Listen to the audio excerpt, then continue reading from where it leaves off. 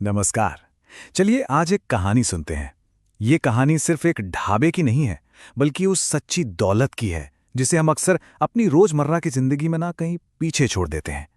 ये कहानी है एक ढाबे और एक दिए की। तो चलिए सीधे कहानी में उतरते हैं और सबसे पहले एक सवाल सोचते हैं। जब वक्त तेजी से आगे बढ़ जाता है और हम कहीं पीछे रह जाते हैं, तब क्या होता है? इसी एक सवाल के साथ हमारी आज की कहानी की शुरुआत होती है।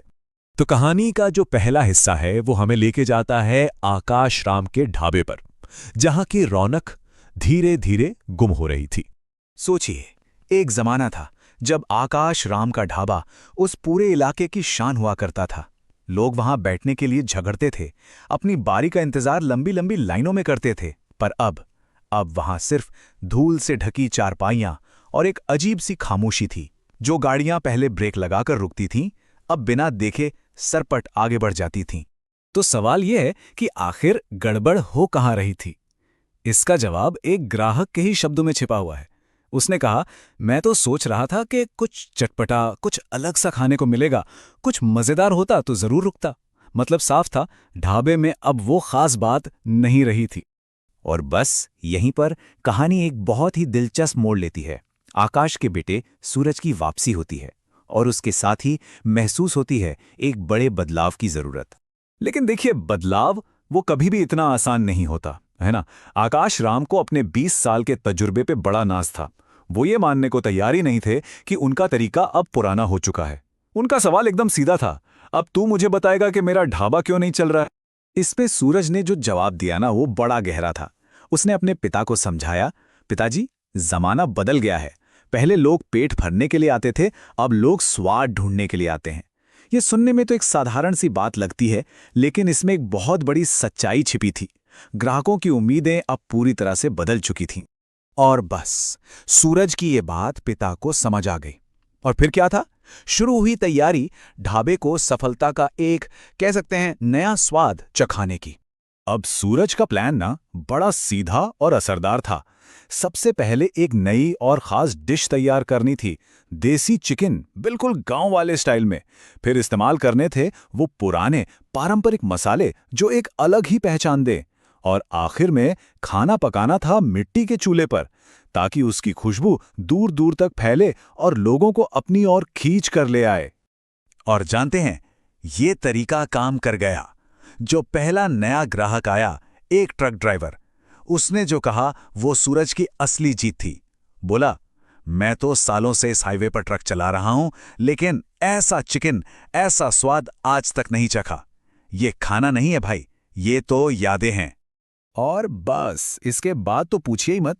जो ढाबा कभी वीरान पड़ा रहता था, अब वहां सुबह से ही ट्रकों की लाइनें लगने लगी। परिवार के परिवार आने लगे, लोग दूर दूर से सिर्फ उस देसी स्वाद को चखने के लिए आ रहे थे। ढाबा एक बार फिर से जिंदा हो गया था। लेकिन कहते हैं ना, हर अच्छी कहानी में एक विलन भी होता है। सफलता अपने साथ अक्सर जलन भी लेकर आती है। एक लालची सेठ की नजर उस जमीन पर थी। वो वहां एक बड़ा सा होटल बनाना चाहता था और ढाबे की यह कामयाबी उसकी राह का कांटा बन गई थी।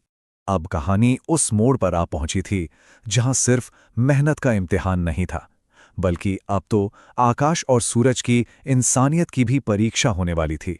सेठ ने अपनी सारी हदें पार कर दी। उसने रात के अंधेरे में अपने आदमियों को भेजकर पूरा का पूरा ढाबा तोड़वा दिया। कुर्सियां, मेज, वो मिट्टी का चूल्हा, बर्तन, सब कुछ तहस नहस कर दिया गया। यहां पर ना एक और छोटी सी कहानी याद आती है। एक अमीर व्यापारी था जो मन की शांति के लिए महाराज जी के पास गया। महाराज जी ने उसे तेल से भरा एक दिया दिया और कहा, आश्रम का चक्कर लगाओ, पर ध्यान रहे तेल की एक बूंद भी नीचे ना गिरे। जब वो लौटा तो महाराज ने पूछा, क्या तुमने सुंदर फूल देखे, भजन सुने? व्यापारी ने कहा, नहीं, मेरा ध्यान तो बस दिए पर था। तब महाराज बोले, जब तुम्हारा ध्यान सिर्फ दिए पर था, तब तुम आसपास की सुंदरता को देख ही नहीं पाए।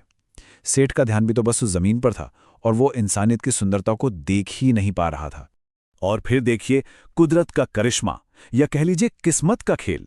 उसी टूटे हुए ढाबे के मलबे के सामने तेज बारिश में भीगता हुआ, बीमार और भूखा वही सेठ खड़ा था जिसने सब कुछ बर्बाद किया था। उसे बारिश से एलर्जी थी और अगर वो कुछ खाता नहीं तो उसकी जान पर बनाती।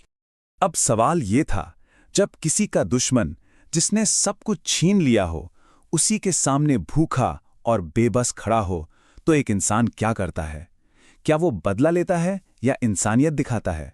और कहानी का यही आखिरी हिस्सा हमें बताता है कि भाई असली दौलत आखिर होती क्या है।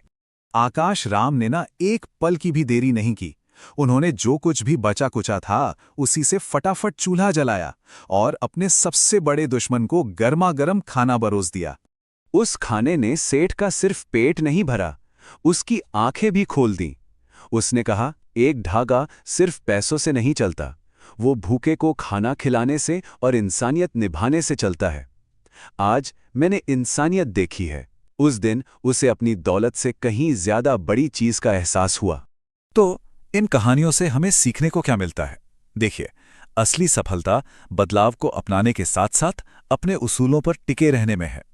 जब हमारा ध्यान सिर्फ भौतिक चीजों पर होता है, चाहे वो दिया हो या जमीन, तो हम जिंदगी की असली खूबसूरती को देखने से चूक जाते हैं। किसी इंसान का असली चरित्र उसकी कामयाबी से नहीं, बल्कि इस बात से पता चलता है कि वो मुश्किल वक्त में दूसरों के साथ कैसा बर्ताव करता है। और सबसे बड़ी दौलत, वो तो इंसानियत ही है।